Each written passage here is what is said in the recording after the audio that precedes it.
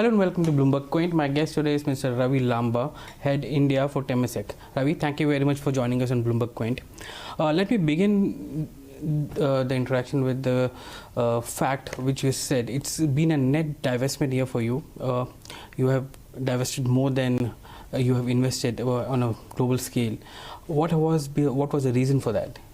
Yes, I think we last year we indicated that we were moderating our pace of investments globally, and the primary reason was that we were heading into a late cycle in the markets and possibly looking at a recession to come in the U.S. in the foreseeable future. So, and then there were also some macro events that were playing out that we could not obviously ascertain what the full impact of that would be because they were still playing out, and some of them are still playing out. For example, there's the China-US trade war. There's political fragmentation in Europe. There's Brexit uncertainties coming out of there. So all of that we felt would have a first order and then a second and a third order impact. First order, for example, being China and the US would be a first order impact on those two economies. But there would be a second order impact on Asia, on Europe, on India, everywhere coming from there. So that was one part of it. The second part of it is, we also look at the world ahead and say we're heading into a low growth environment going forward for quite some time. And therefore we were moderating our investments, trying to be more selective. We were we sold a bit more than we invested because of that call we made. And coming into this year, we still feel the world is still uncertain because of these events. They haven't fully played out yet. So we are being watchful globally. You've been cautious about the U.S. growth, but we saw U.S. coming back strongly.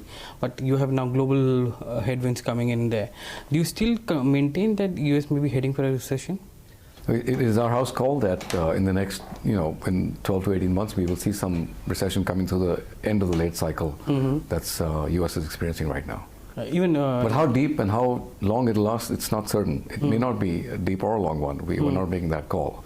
But recession is technically defined as 2 quarters of GDP degrowth, right? So that is what we call. And typically you would see in a recessionary environment, equities do correct. And hence we moderate our investment. And also we're a long-term shareholder. We can ride through volatility. We can hold long. So we're not so bothered by short-term events of volatility. We just hold through them if we have to. Do you see equities factoring in that thing already? Because equities do it much earlier than any other asset class. Do you see that equities factoring in the recession and started correcting accordingly? I think there's a lot more noise building on the late cycle. Clearly the Fed was more dovish, which is why that kind of even after changed yesterday? That. Well, what I mean in the last 12 months, the Fed turned more dovish. From rising interest rates, there's been a pause. And had rates continued to go up, maybe you would have seen a different outcome. So we are watching these events right now. And as far as we're concerned, we remain quite bottom-up focused on investments. We're still looking for investments. We want to grow our portfolio. Specifically in India, we want to grow our portfolio. So yeah, we're very much open. We're just being more watchful. So how does this, when you put all these blocks together of growth and global challenges, and how do you, percolate it into the Indian market and and the Indian investment which you are doing? Because I remember last year you were talking about $1 billion investment every year for the last few years, and in the first 3 months you said that we have committed $1.5 billion. You did go ahead complete the year with $11 billion, if I'm not wrong, and still the $1 billion NIDA investment is still pending. Regulatory approvals are coming, but the closure is still to happen. So that's another $1 billion that's going to come in. So how do you take the call saying that, okay, globally I have a very cautious approach, but in India I'm going to put $1 billion every year? So look, I think we are, firstly, to step back, we are very bottom-up focused on our investments. So we will look at investments on a bottom-up basis. What does that mean? We do not allocate money to any geography or any sector globally. So it's entirely bottom-up. So where we see value, we will put capital to work. India, we see value, we see positives in India. We see positives along policy reform. We see positives around the economy, digitization of the economy. We see trends playing out in India that we like thematically. For example, the sharing economy, also connected world. That's playing out well here. There's the urbanization that goes on, the middle income population, spending power going up. So all of that, from a macro perspective, we see good tailwinds that tell us that India is a good area for our capital to find a good destination. Now, when it comes to finding good opportunities here, we are obviously focused on good management, and we are focused on finding businesses that differentiate. And we've been putting $1 billion a year for the last 5 years, as you rightly said. We are at 11 billion now, which is it's all-time high. We're at 5% of our global portfolio, which was 313 billion as of March 19, which also is a record high for India exposure. And and I dare say, as we go forward, could we put more capital here? Answer is absolutely yes. Are we focused on it? Yes. Even if returns are going to be slow to come back? So when I talk about a low growth environment, I talk about a low growth environment globally, because of rates, because of cycle, etc. So economic cycles, and because of uncertainties and volatilities, all of that put together, we are saying there's going to be we're heading into a low growth environment, and we're not the only ones saying it. This is a broad consensus. But when it comes to finding opportunities, obviously we're trying to find opportunities that are not growing slowly. We're trying to find opportunities that are generating, alpha in our equity. And India as a destination, we find plenty of opportunities to look at. So no, we're not targeting to put capital in India because we're targeting to put capital in India because we see growth coming out of our investments in India, and it's not low. We're talking at a normal sort of spreads over cost of capital. One of the startling thing about your India portfolio is that more than 50% is in financial services in India. And when I compare it to your global sector allocation, it's around 25% in financial services. What makes you bullish on financial services, especially in India? Yeah, it's a great question. I think, in the early days when we set up our India business, a lot of our investments went into telecom and the banks. We saw both those sectors as a proxy for growth of the economy, banks more so. So if you think about banks, we see them as a proxy for growth. And that's typically how in China, we did the same thing. We first went into the banks. Then each specific sector below that, below the banks, started developing and maturing. So we could go directly into that sector. Healthcare developed, FMCG developed more, retail developed more, technology developed more, so then we can get direct exposure. So we have exposure in the banks, in China and in India for that matter, and we started investing more in the underlying sectors. As they mature and they become more, what I would say, ripe for investment, we can put capital directly. Until then, we are happy to play the economy through the banks as a proxy. China has moved far along that. The early growth companies, the startup businesses in China, etc., are further ahead. So we've been able to, for example, circulate more capital into those and play the growth of China in that respect. In India, you have 26% exposure to China. Yes, 26 exactly. So almost 5 times of what we have in India. But more importantly, in India now, we're seeing last 4 or 5 years, we've seen the startup economy as an example getting to be a lot more interesting, a lot more opportunities. So now we're putting more capital there. So I think it's a journey. So we have not targeted to say we want to be more in banks in India. It is just bottom-up built. As we see the opportunities, we keep growing the portfolio. And in doing so, you've changed the model as well, right? From traditional banks, you have reduced your exposure. Like ICICI Bank, you had, at one point in time, you had close to 10% between various Singapore arms, and now it's marginal, even not more than 1%, which is there in ICICI Bank. HDFC Bank, you have marginal exposure, which is there, but more to do with more new economy financial systems like AU Small Bank or other, right? Or is this a classic shift which is happening in your strategy as well, that now let's look at the second tier of financial services vertical and try to grow in there, because the opportunity or alpha generation there is much more than the traditional banks? I think, again, I would say that these newer, if I call them more emerging parts of the financial services sector that have emerged as destinations for capital have emerged in the last few years. Yeah. So we are slowly putting capital in them. The exposure we have in the banks, as a matter of quantum, has not come down much. We're still quite well exposed to the banks. We like that space, and we continue to stay exposed to the banks in India. But the good thing is that we're finding other ways to play the financial consumption theme, if I can call it that more broadly. Whether it's micro, small financing through Fullerton, which is our NBFC, whether it's our stakes in AU, etc. I mean, all of these are different, I would say, on different journeys to access the capital market, capture the financial services opportunity. So we're playing it through those. It's not to say that we are stopping here. It's not to say that we're looking back and saying, should we rejig our capital strategy? No, these have emerged over time, and we have sort of, learned about them and got comfortable and put capital in them. What was sectors like insurance or something? Because I remember a few years back you saying that you're very bullish on that sector because that's more emerging. Yes. But if you look at in the last 3 years, the kind of investments that has gone from Temasek, of course you have a couple of exposures in the insurance space with Max and it's SBI Life, but mostly it's been to the fintech side of it. And not to that insurance, increased exposure to the insurance?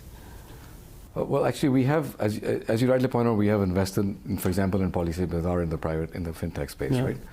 We have invested in SBI Life before it went public. Similarly with ICICI. Similarly with other insurance businesses that we're looking at right now. So we actually believe fundamentally there's a very long runway to insurance. Penetration is still quite low. Valuations are low, you're saying? Penetration is quite low. And more importantly, as you think forward, the IBEF is talking about 280 billion insurance market over the next 5 years, right? So it's a significant addressable market. So we are very keen to put more capital into insurance. So we have to find the right team to back. We have to find the right valuation dynamic, and then we have to find the right timing. So that's all it's about. Do you see valuations good enough here, or is getting overrated in that space as well? No, for us it's a matter of our intrinsic value test, and I think it is a dynamic number. It's not.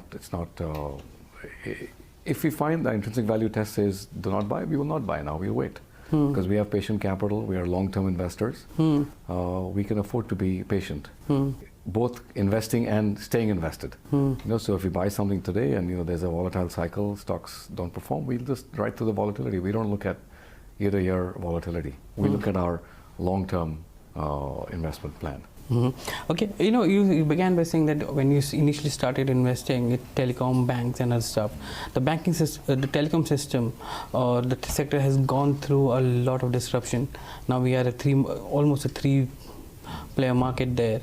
There's a lot of consolidation happening. There's change of way how telecom is now consumed, more of a data consumption than a voice one. How do you see that pan out happening for you? Because you have exposure through Singtel into India. So telecom, you're right. I mean, in the early days, there were a few players. Then it became too many players. And now the sector is consolidated again. So I think you're correct. We agree that the consolidated market represents a better industry environment than when we had 13, 14, 15 operators. I don't know how many there were at one point in time at the peak. And India will add, from all estimates that I see, 500 million internet users over the next 5 years. So there's a lot of growth fundamentally coming into the sector. And telecom is at the heart of connectivity. So you think about the connected world, it doesn't happen without a telecom network. Right? Today, if a telecom operator wasn't there, then you and I could not be able to call each other, forget about what's happening, or looking at OTT, or looking at any fintech, or anything that's online. It only happens because you have a good network behind it. So network is the base layer. So we think telecom continues to be a very important aspect of any economy. There's new growth coming through 5G as we go forward. Traditionally, do you see the Indian companies ready for 5G from a financial and balance sheet point of view? It's unfair for me to comment on whether they're ready or not, but the only point I would say to you is that 5G is a certainty. It is a technology that they will have to implement. They'll have to find a way to do it wisely. And I think it's a different business altogether than what they've been traditionally used to, which has been more B2C. Telco business has been more B2C, but 5G will end up being substantially, value creation will be B2B, where you'll have to go to enterprises, industrials, and deploy. So it'll be B2C and B2B both. So the telcos have to go through their journey to prepare. But it will be we think if executed well, it will be a growth area for telcos. So we're looking at the telco market in India. Like I said before, it's consolidated. It's in a better place. Less numbers of players means that there's more that they can deploy capital. more wisely into building the businesses and creating stronger and more fundamentally lasting businesses. So how does a telecom company evolve from here? Because earlier it was a voice carrier, now data and content carrier, which is increasingly happening, and that also brings in some challenges or opportunities for you, because now you can look at the mediums which can be used through those carriers to do it, or for that matter, you already have an existing investment in Tata Sky. Now that model also needs to change, because broadband is disrupting that model very fast in cities, at least, if not in tier 2 and tier 3 cities.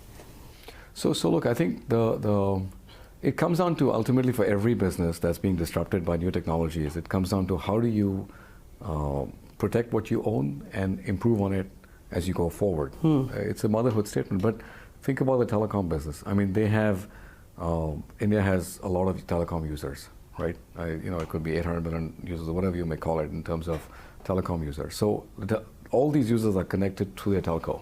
The telco has them as, they know your numbers, they know where you live, they know how much you spend on telecom, they have a lot of data on you. A question for them is, how do they use it? To the extent that they can create more partnerships, for example. Can they try and find ways to partner with people and monetize this very, very substantial data asset that they're sitting on? So whilst the traditional voice services revenue may have come down, whilst data is growing but may not be growing as much, because data ARPUs tend not to go up that easily. But there are other ways to monetize what you own as the customer base that you own. So I think the telcos are in a good space. They probably need to transform the business faster, because they're being disrupted faster, which is a fact that's happening everywhere in the world. And it's a journey for the telcos, but it continues to be very important. Do you think the worst is over for telecom?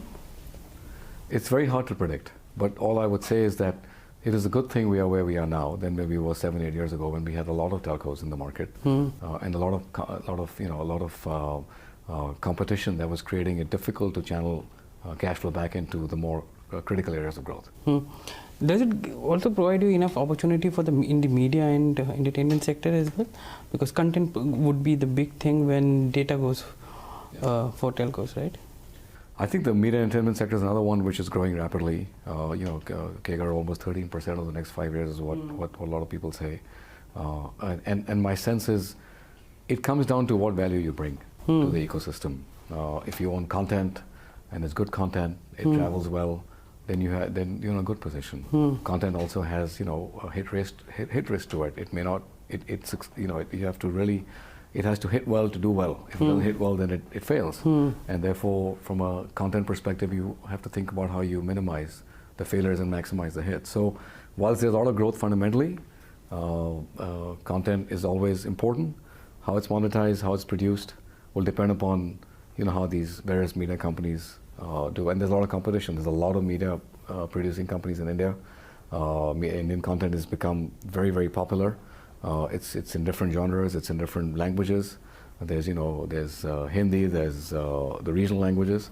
So it's a very big market with a lot of players. Have you looked at it? We track it very closely. We do. But we have. I'm responsible for our global tech, media, and telecom portfolio, and even there, we don't own a lot of media companies. Why is that? Because of the fact that we think about content, and we think about investing in the long tail revenue part of content, and it's not very easy to tell upfront whether like the long a tail's going to broadcaster, or rather than the content maker. Yeah. For example, yes, that's correct. So have you looked at broadcasters in India in that sense? You have a couple of large ones on play. No, we have not. We prefer to. We have had a more preference to put all of our incremental dollars in this sector into technology, because we find that the high growth in technology. We find the ability for technology to disrupt, and we find the ability for technology to create solutions in industries where there's a problem to be quite compelling. And for example, the sharing economy did not exist until some years back. Exactly. It came in and it created a solution which never existed before. Yeah. As you talked about, telcos, banks, everything got disrupted because of technology. So we've been tracking technology as a space we want to put more capital, and that's where we're sort of focused in the sector. Let me come to the sharing economy, because that's one where you have taken a bet with Ola. It has a good competition. It's almost a two-player market in India, Ola and Uber. How do you see the shared economy going forward? And even Ola is getting into electric vehicles, Ola Electric. How do you see that entire shared economy panning through in the next 5 years? It's just started, I think, in some ways. The sharing economy is an economy of simply that. It's What about prompted you creating to invest in Ola? Okay, let me ask you that. So look, it's very unfair for me to talk about any particular investment. So, shared economy, yeah, okay. So I mean, sharing economy is an economy of sharing. Sharing what? Sharing scale and sharing the revenue pie, if I can call it that. Now, the sharing economy always existed around us. I could always share your car with you, right? You could always drive me somewhere in your spare time, for example. You never did it, and I never did it. But here comes a technology, a platform that enables that to happen, right? And when it enables it, it becomes part of our daily life because we like the value proposition, right? And it would not have happened had this platform not been created. Now then the question you have to ask yourself is, now this platform exists. Is it only for us to, for example, in the case of ride sharing, to be only ride sharing, or can it be something beyond that? So I'm riding in your car. Can I consume some content? And then can you partner with content companies to deliver some content to me so that we can share some revenues? Can you have advertisers advertise on that thing? So the sharing economy has created what I would call a very interesting platform. And the question now is, how do you take that platform to the next level such that you can put more sources of product and products on it, more tools on it, and then create other channels of revenue. And then at the same time, you could have payments coming out of it. You could have content consumption coming out of it. You could have delivery coming out of it. And then, there's Eats. There's the whole food delivery business coming out of it because the platform exists. So really, it's to us, we look at it as a very